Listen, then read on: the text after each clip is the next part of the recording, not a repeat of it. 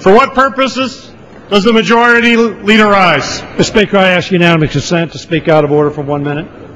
Without objection. I thank the Speaker. Ladies and gentlemen of the House, there are times when we have the opportunity to witness a particular historical event. We are about to do that now. The gentleman from Michigan, my dear friend Dale Kildee, who is the epitome of gentleman. I don't think there's a person in this House who doesn't think that Dale Kildee is a thoughtful, considerate, compassionate gentleman, a person who cares deeply about his country, cares deeply about the PAGE program to which he's devoted so much of his talents, and cares about each one of us. None of us are objective in talking about Dale Kildee because he is such a decent, wonderful, good human being. He is also an extraordinarily faithful member of this House. I'm going to yield to Mr. Dingell, the Dean of the House, at this point, as we are about to witness Mr. Kildee casting his 20,000th vote in the House of Representatives.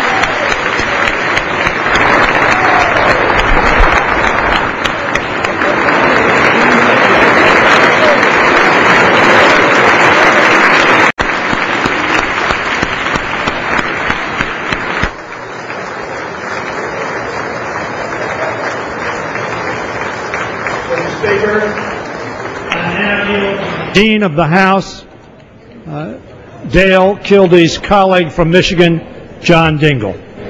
Mr. Speaker, I thank my good friend and colleague, the distinguished Majority Leader, for yielding. And I'm delighted to join him and my other colleagues in this tribute to a great citizen of the state of Michigan. He's our friend, our distinguished colleague from Michigan's 5th District, Dale Kildee, who has just cast his 19,999th vote, and his next vote will be 20,000. He's in his 34th year in this institution, and after he replaced our friend Don Regal, who made the curious career choice of running for the Senate, he has been a matter of good fortune to all of us in Michigan and to this body, because he's been a rock-solid member of this institution. In his whole 34 years, he's only missed 27 votes.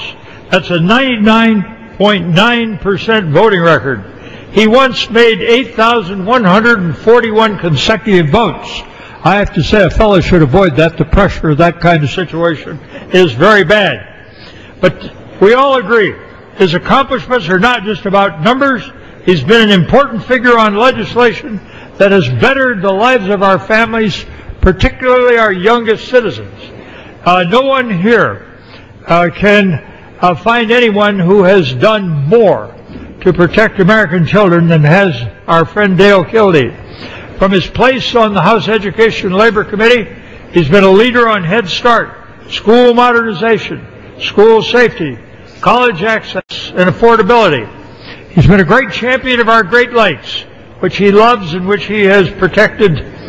He's also a hero to our citizens of Michigan who consider the lakes a treasure. He has protected jobs and workers' rights, and to do so he has started the Auto Caucus together with our good friend from our other good friend from Michigan.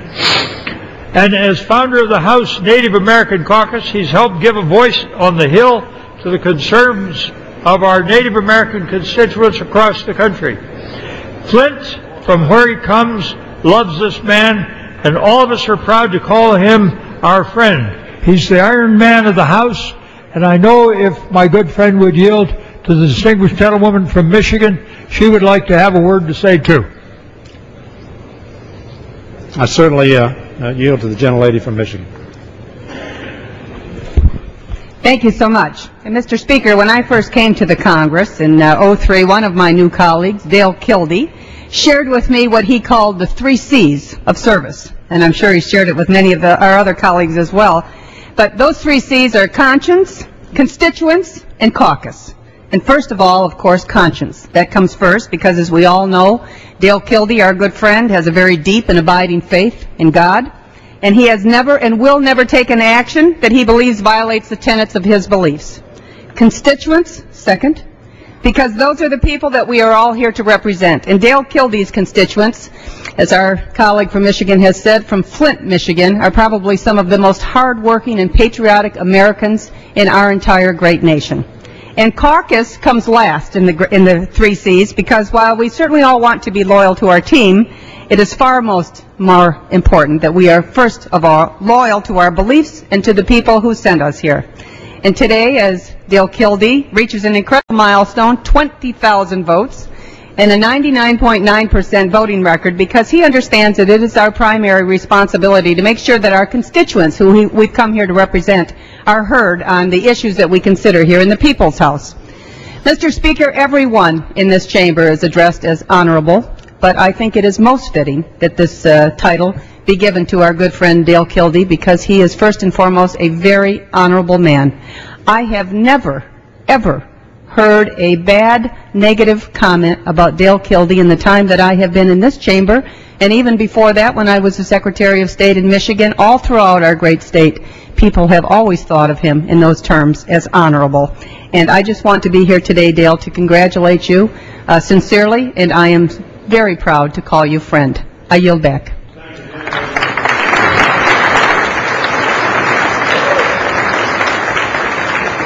I thank the gentlelady for her comments, and I'm pleased to yield to my good friend, the Minority Leader, Mr. Boehner. Let me thank the Majority Leader for yielding, and rise to congratulate my friend Dale Kildee. Dale and I served on the Education Labor Committee for... That's correct. The House is not in order.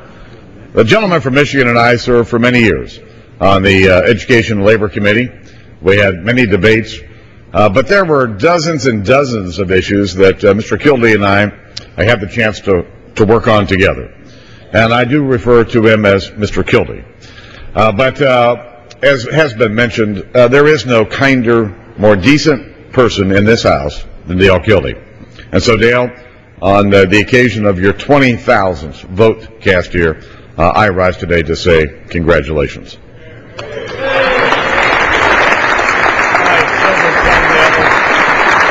Would the distinguished Majority Leader yield? Mr. Speaker, I think that all members have the right to revise and extend their remarks to make such comments as they might deem appropriate on our colleague, Mr. Kildee. Without objection, it's ordered. I thank the Dean. And now, Dale, we will cease and desist as you cast your 20,000th vote. God bless you. You have served our country, your district, and all the members, as well as our pages, so well over those 34 years. Thank you, and Godspeed.